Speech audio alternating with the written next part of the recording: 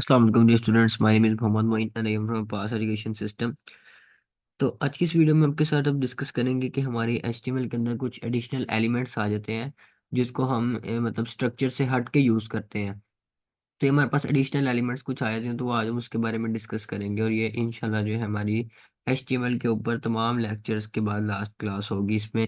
मतलब तमाम एचटीएमएल जो हमारी इस पर क्लियर हो जाएगी इसमें, क्योंकि अगर आपने कोई पिछला लेक्चर नहीं सुना तो आप इसी चैनल पे आप जो है वो इसके पिछले पूरी प्लेलिस्ट आप जो है वो सुन सकते हैं। लेक्चर जो है वो सोन इस पे मेंशन भी आप खुद से भी जो है वो सुन सकते हैं इसको, वो काफ़ी डिटेल में मैंने बताया हुआ है इसमें। तो अब इसमें HTML5 के हम डिस्कस करेंगे कुछ एडिशनल एलिमेंट्स।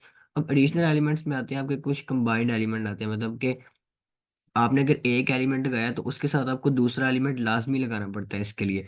ये आपके आ जाते हैं कंबाइंड एलिमेंट आ जाते हैं आपके। तो इस तरह दो तीन एलिमेंट्स हैं, तो उनके बारे में स्टार्ट करते हैं। अब सबसे पहले ये है कि जब आप अपनी एचटीएमएल के अंदर देखिए फील्ड सेट। अब फील्ड सेट जो है ना, ये आपको एक बॉक्स प्रोवाइड करता है। इसके अराउंड में एक बॉर्डर्स होते हैं, बॉर्डर की तरह का एक बॉक्स होता है, और इसके अंदर आप अपनी कोई भी फॉर्म वगैरह आप बनाते हैं या इसी तरह कुछ और, मतलब किसी तरह का भी आप बॉक्स बनाते हैं इमेजेस के लिए या कोई और, अगर आप उसके अंदर कंटेंट अपना ऐड करते हैं तो आपको वो एक बॉक्स की प्रोवाइड करता है, उसका फील्ड सेट कहते हैं हम। और इसी के साथ आपको एक लेजेंड नाम का एक एलिमेंट इसके अंदर लगाना पड़ता है फील्ड सेट के एलिमेंट के अंदर।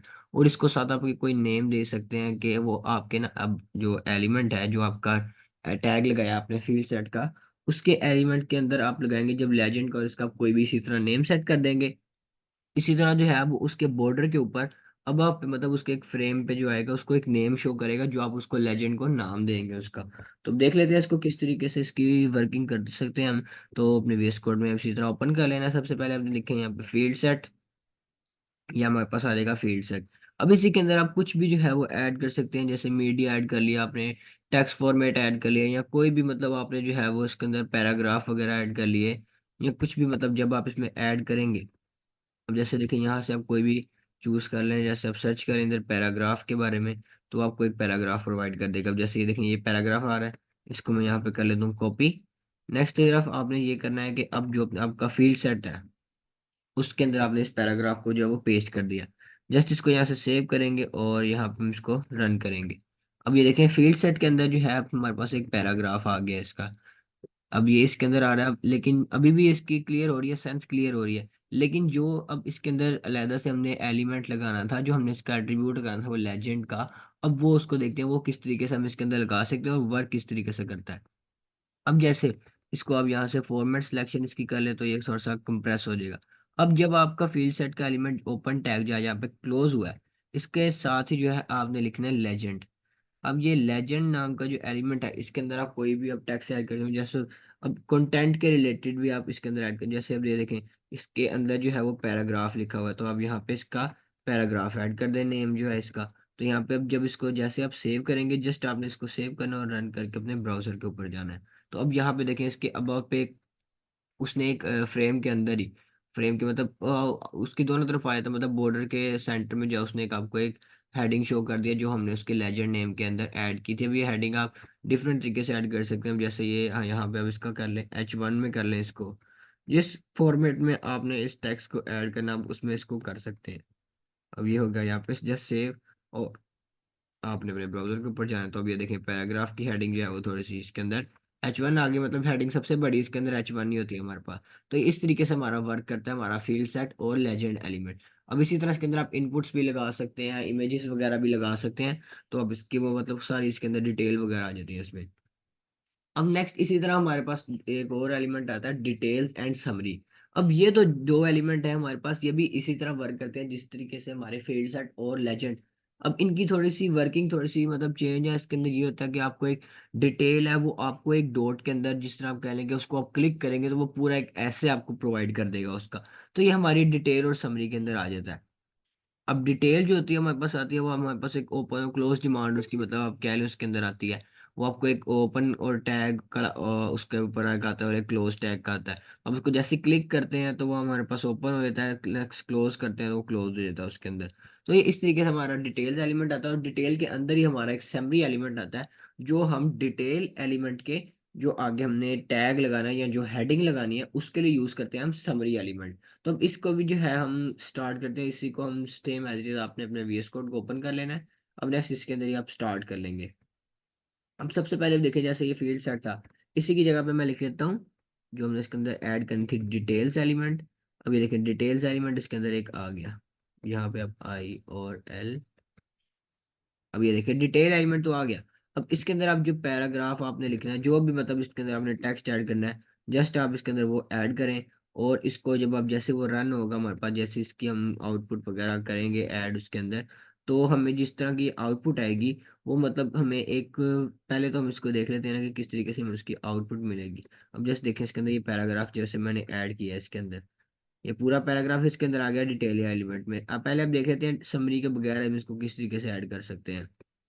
अब ये देखिए ये डिटेल एलिमेंट आ गया, इसके साथ ये ओपन और क्लोज इसका एलिमेंट आ रहा है। अब जैसे इसको क्लिक करते हैं तो वो हमें प्रोवाइड कर देता है हमने जो हेडिंग उसके अंदर ऐड की है, और ये हमारे पास डिटेल्स अभी एलिमेंट है।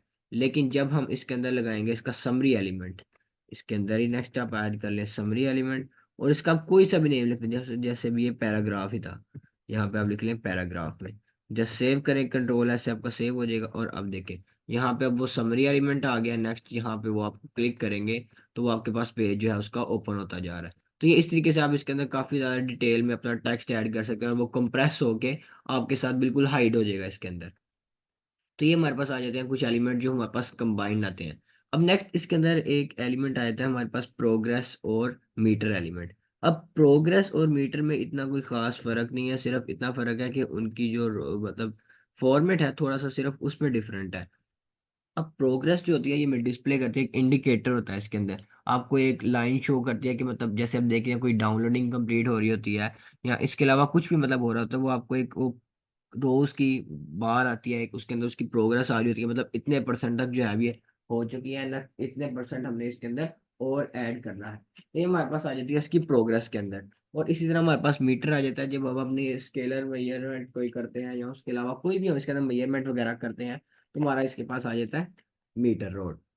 और मीटर के अंदर इसी तरह जो है आप अपना अपने रिलेटेड जो भी आपने उसके अंदर ऐड करना है टेक्स्ट, मतलब जितनी जितनी आपने वैल्यू वगैरह उसके अंदर रखनी है एज इट इज आप सेम उसके अंदर रख सकते हैं। और इसके अलावा जो भी मतलब आपने इसकी वैल्यू रखनी है, मैक्सिमम मिनिमम वैल्यू जितनी भी, वो सारी इसी के अंदर आ जाती है हमारी प्रोग्रेस और मीटर के अंदर।